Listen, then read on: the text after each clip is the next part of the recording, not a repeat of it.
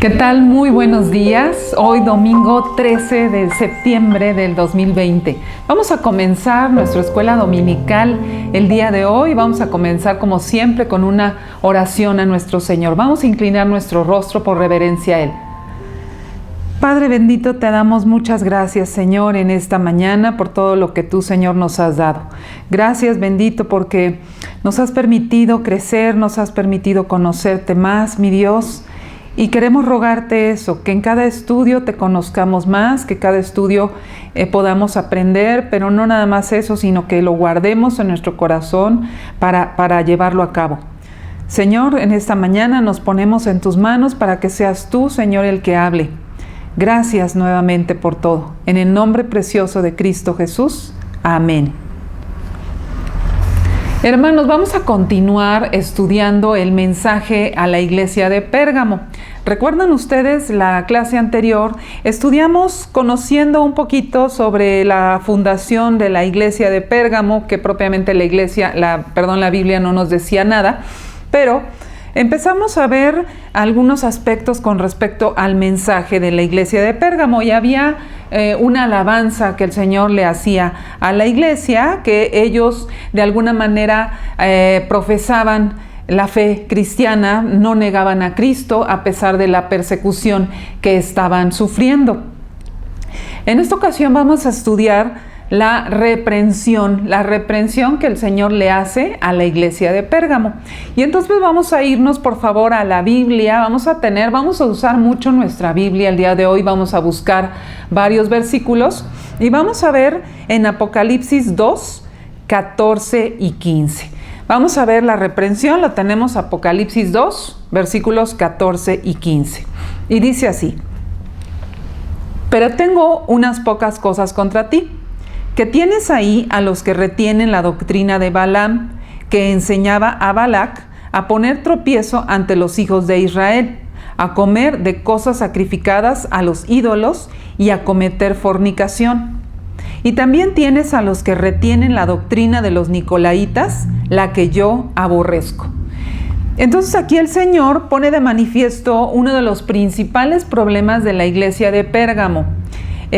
Dice, tienes ahí a los que retienen la doctrina de Balaam y la doctrina de los nicolaitas. Si ustedes ven y repasan ahí en su Biblia lo que dice el versículo 14 y 15. Vamos a la primera. Antes de ver estas doctrinas, pues tenemos que estudiar quién era Balaam y quién era Balac, porque aquí lo está mencionando el Señor. Para saber esto, pues es necesario irnos al Antiguo Testamento. Y quiero comentarles que Apocalipsis contiene muchas referencias del Antiguo Testamento. Casi el 70% de las referencias son del Antiguo Testamento. Por eso es muy importante estudiar la Biblia completa, no nada más algunas citas o no nada más algunos libros o algunas cartas. Hay que estudiarla completa porque toda tiene una relación perfecta porque es creada por el Señor y es su palabra. Y tienen un significado y además una aplicación.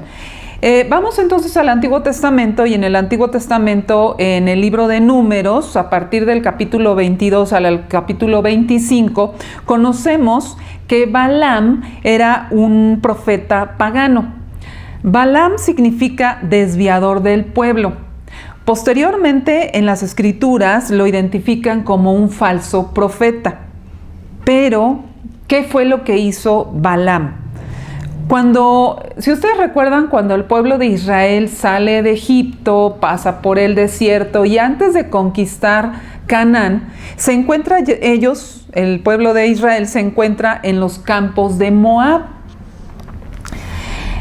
Balac era el rey de los moabitas y Balac le tenía temor precisamente al pueblo de Israel porque ya habían conquistado a otros pueblos y pues obviamente tiene temor y le pide a Balaam que maldiga al pueblo de Israel. Pero Balaam no lo hizo porque Dios no se lo permitió. En lugar de maldecir, lo bendecía al pueblo. Sin embargo, Balaam sí aconsejó a Balac cómo podía encender el furor de Jehová contra su propio pueblo, es decir, contra el pueblo de Israel. ¿Cómo? Pues que el pueblo se corrompiera. Entonces los israelitas fueron seducidos por las mujeres moabitas y las mujeres madianitas y cometieron acciones de inmoralidad sexual. Como la adoración al dios pagano de los moabitas, que se llamaba Baal-peor, era a través de la promiscuidad y la lujuria, los israelitas se unieron en estas prácticas idólatras. Se unieron bajo yugo al dios falso de estos pueblos. De esta manera, los israelitas se contaminaron, se corrompieron y lo que provocaron fue precisamente la furia de Jehová. Vamos a leer en Números. Vamos por favor a Números 25 del 1 al 3. Y dice así, Números 25 del 1 al 3. Moraba Israel en Sitim, y el pueblo empezó a fornicar con las hijas de Moab, las cuales invitaban al pueblo a los sacrificios de sus dioses, y el pueblo comió y se inclinó a sus dioses. Así acudió el pueblo a Baal-peor, y el furor de Jehová se encendió contra Israel.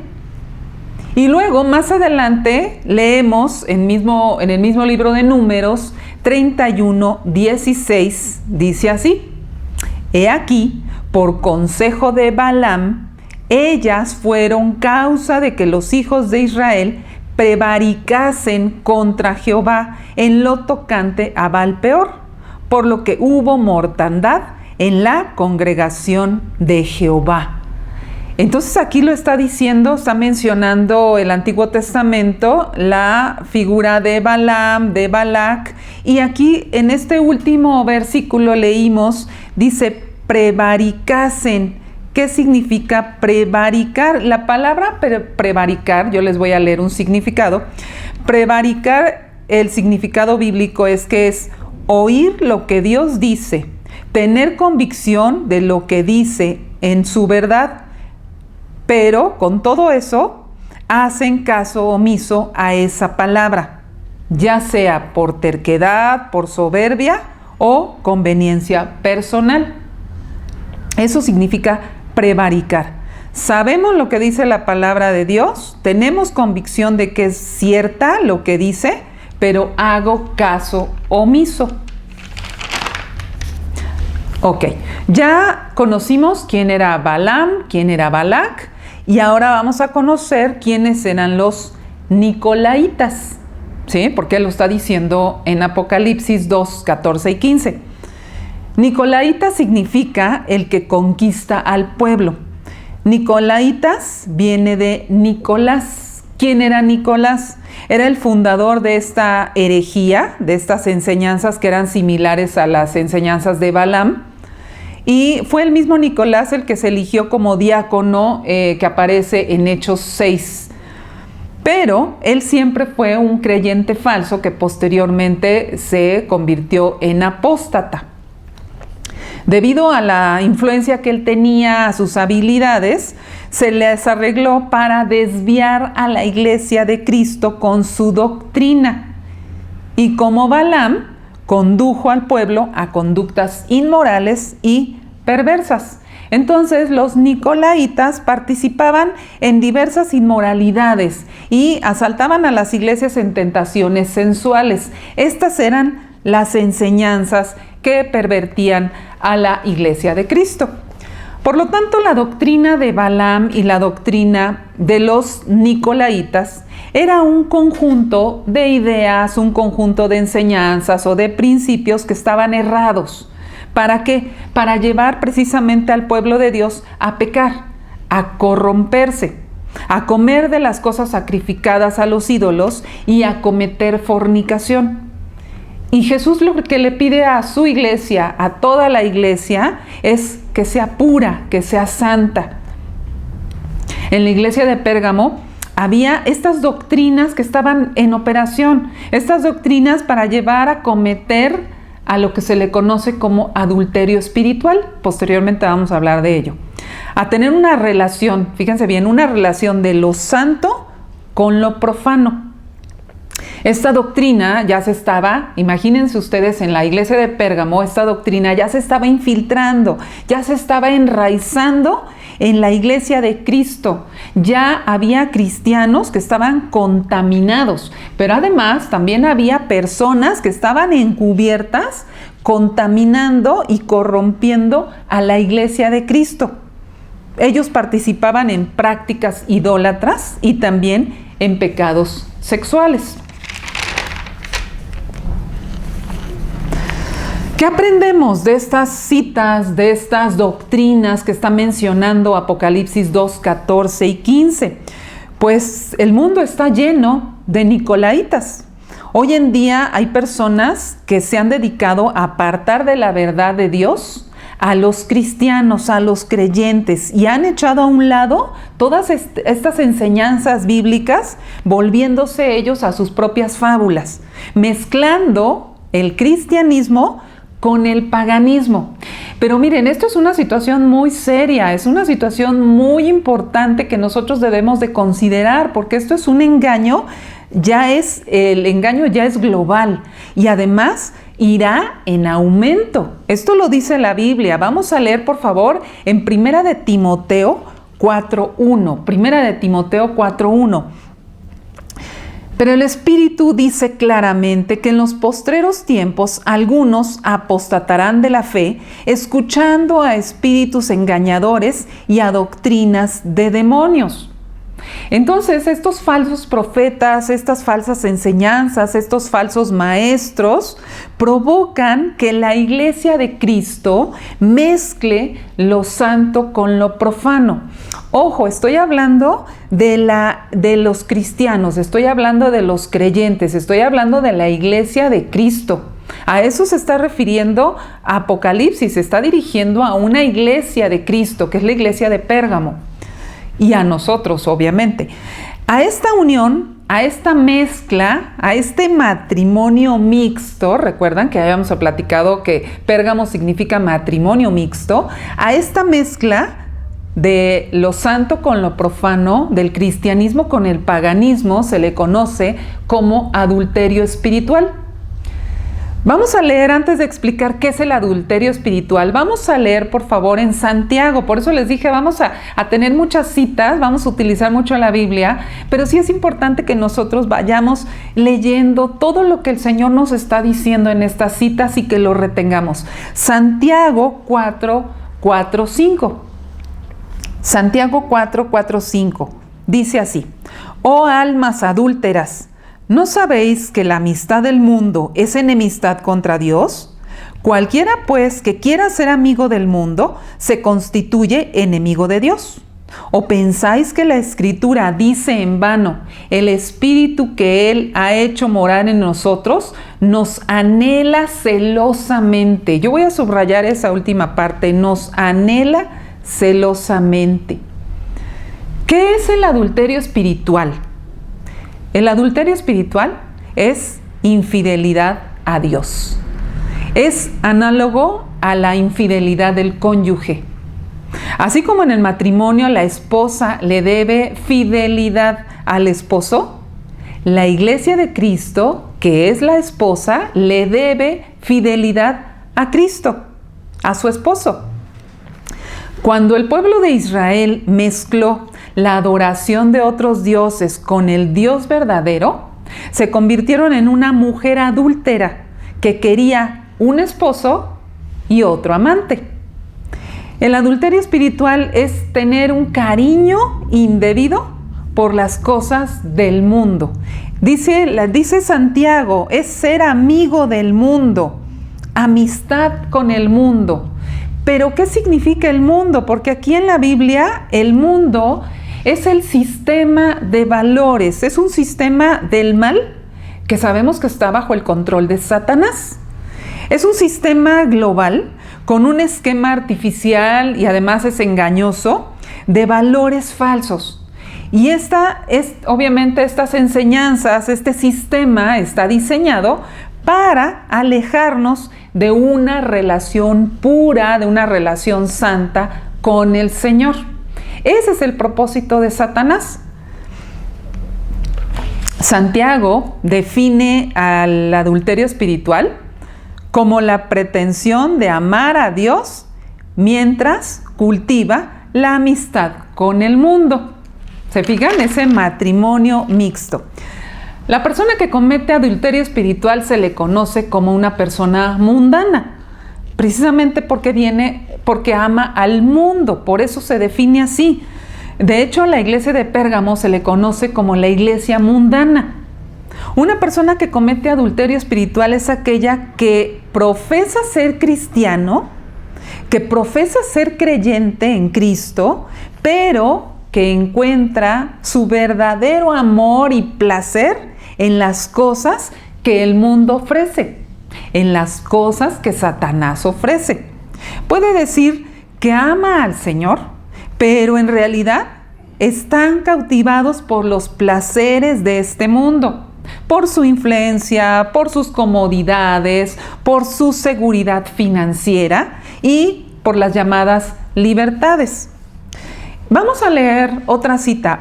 Miren, la verdad tenemos muchas y yo traté de seleccionar algunas de ellas. Vamos a leer, por favor, en Primera de Juan 2, 15 al 17. Y entonces, Primera de Juan 15 al 17, vamos a leer, dice, y vamos a poner mucha atención en lo que dice esta cita bíblica. No améis al mundo, ni las cosas que están en el mundo. Si alguno ama al mundo, el amor del Padre no está en él. Porque todo lo que hay en el mundo, los deseos de la carne, los deseos de los ojos y la vanagloria de la vida, no proviene del Padre, sino del mundo. Y el mundo pasa y sus deseos, pero el que hace la voluntad de Dios permanece para siempre. Entonces, fíjense muy bien en esta cita que encontramos en Primera de Juan. ¿Cuándo amamos al mundo? ¿Cuándo nosotros como creyentes nos volvemos amigos del mundo? Tenemos amistad con el mundo. ¿Cuándo? Y bueno, yo hice una lista de algunos ejemplos que me fueron llegando a la mente.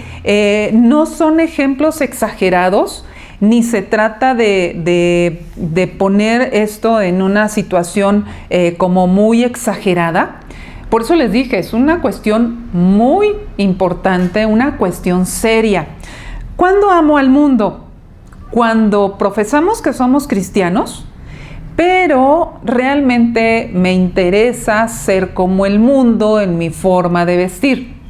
Si veo que todos visten de una forma que no es la apropiada de acuerdo a lo que la palabra de Dios dice, yo traigo a lo mejor unos pantalones muy ajustados, y esto puede aplicarse a hombre o a mujer, que a lo mejor esto pueda mostrar mi cuerpo, llamar la atención, ser aceptado a lo mejor en un grupo, y estoy faltando a lo que la palabra del Señor me dice, que debo de vestirme de manera decorosa, de manera sobria. Es un ejemplo. Cuando, por ejemplo, yo amoldo mi conducta y mis valores a los principios de este mundo. ¿Cómo? Cuando, por ejemplo, puedo ser yo deshonesto, cuando yo miento en mi empresa, cuando yo miento en mi trabajo, cuando yo miento en la escuela, cuando a lo mejor altero un poquitito las cuentas, muy poquito. Me estoy amoldando precisamente a estos valores y a estas conductas del mundo. Cuando la palabra de Dios me dice algo contrario. Cuando yo acepto tener amistades que no son las apropiadas. ¿Por qué? Porque me contaminan. Acuérdense, hace rato lo dijimos, del pueblo de Dios cuando se contaminó y la furia del Señor se mostró. Cuando me contamino, porque pues me pueden aconsejar, me pueden llevar, me pueden inducir por otro camino. Cuando yo profeso ser cristiano, pero concuerdo con ciertos principios, con ciertos criterios que el mundo tiene. Cuando yo justifico la identidad de género, cuando yo justifico lo que son los movimientos feministas, cuando yo justifico el aborto, la promiscuidad, Es más, muchas veces se justifican las relaciones sexuales fuera de matrimonio o antes del matrimonio. Cuando amo al mundo, cuando tengo amistad con el mundo, cuando nosotros profesamos ser cristianos, pero participo en alguna murmuración, en algún chisme, cuando mi forma de conversar a lo mejor no es la apropiada, y la Biblia me está diciendo que debo de refrenar mi lengua y cuidarla porque puedo ocasionar un incendio. Pero podemos decir, pero si todo el mundo lo hace, entonces yo también, ¿por qué no? Porque mi forma de dirigirme a los demás es similar a las del mundo, con soberbia, con cierta altivez, con cierta actitud que no muestra humildad. La lista puede ser muy larga. Yo hice algunas, voy a irme a algunas, no a todas. Cuando, por ejemplo, mis lecturas, cuando la música que a mí me agrada, algún placer, esa música o esa lectura no es la adecuada, no es la apropiada. ¿Por qué? Porque trae mensajes que son contrarios a la palabra del Señor. Y yo estoy escuchando a lo mejor una canción donde se habla de infidelidad, o estoy leyendo una lectura que me puede corromper, me puede contaminar. Cuando, por ejemplo, yo realizo alguna actividad que me puede parecer muy divertida, pero me puede contaminar. Me puede contaminar, no sé, a lo mejor en lugar de meditar en la palabra, es más fácil meditar a través del yoga o de algún otro tipo de meditación, etcétera. Podemos encontrar muchos ejemplos. De hecho, el adulterio espiritual incluye también cualquier tipo de idolatría. Por lo tanto, soy amiga del mundo cuando desplazo a Dios y coloco en primer lugar a mi esposo, a mi hijo, a mi trabajo, a mi dinero, a un deporte favorito, a mi profesión, a mis posesiones, etc. Yo misma puedo ser mi propio ídolo. Yo misma me puedo poner hasta arriba y desplazar al Señor. ¿Qué es lo que el enemigo quiere? Precisamente es lo que está trabajando en este mundo, ese sistema de valores en donde el hombre se entienda o crea que no necesita de Dios y que él puede ser autosuficiente. Esto es lo que se está haciendo y lo que se está intentando en el mundo entero. Esto es el adulterio espiritual. Digo, profeso que soy cristiano, pero estoy teniendo este matrimonio mixto entre el cristianismo y el paganismo. Y el Señor no quiere esto. ¿Cuál es la conclusión con este estudio? De hecho, en la iglesia de Pérgamo todavía nos falta ver la promesa y de ver la exhortación. No hemos visto, hizo una reprensión el Señor, pero no hemos visto que la exhortación es arrepiéntanse. Lo vamos a ver la siguiente clase.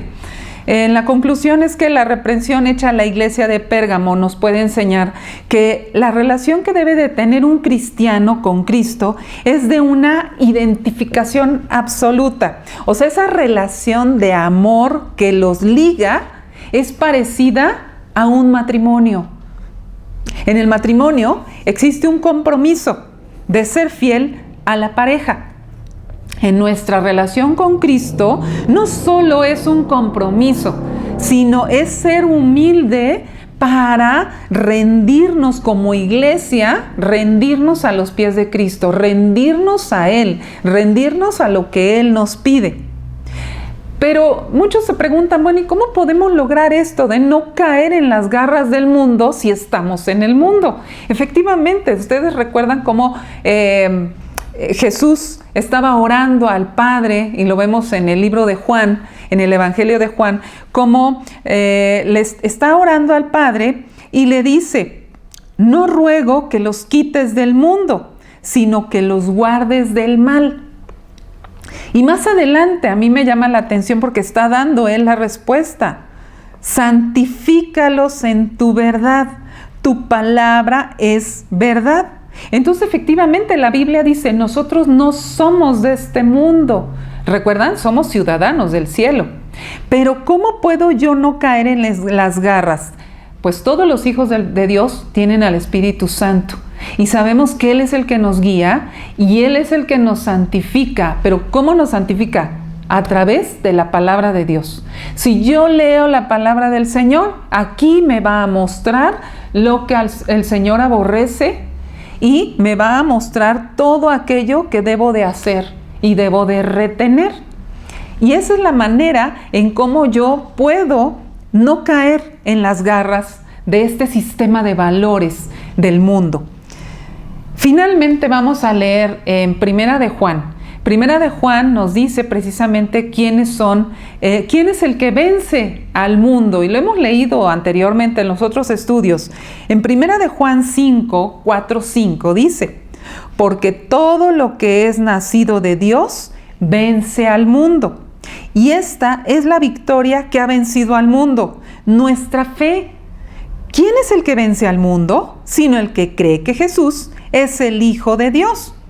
Entonces, la fe en Jesucristo y la dedicación total de nuestra vida a Él hacen del creyente un verdadero vencedor. Esto es algo que debemos de llevarnos en nuestra mente, debemos de analizarlo, debemos de reflexionarlo todos los días. Siempre les digo que debemos de reflexionarlo en la semana, pero lo ideal sería que lo reflexionemos, pero que nos lo quedemos para toda la vida. Que perseveremos en lo que dice su palabra.